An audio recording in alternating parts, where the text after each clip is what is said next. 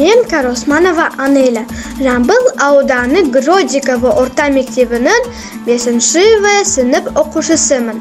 Менің бүгінгі сөз маржаны байқауының қылқалам шебері бағытында таңдаған кейіпкерім.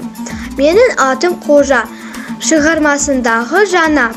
Менің атым Қожа шығармасын оқығанда Жанар бейнесі маған қатты ұнады. Ағаштан ағаш сәнін алады, адамнан адам тәлім алады деген мақалды негізге ала отырып Жанардың образының тәлім алуға болады.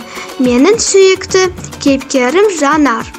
Жанар ақылды, мейірімді, әдепті қыз, сыныптағы ең үздік оқушы, білімге құштар, көмегін аямайтын, мейірімін төкен қыз.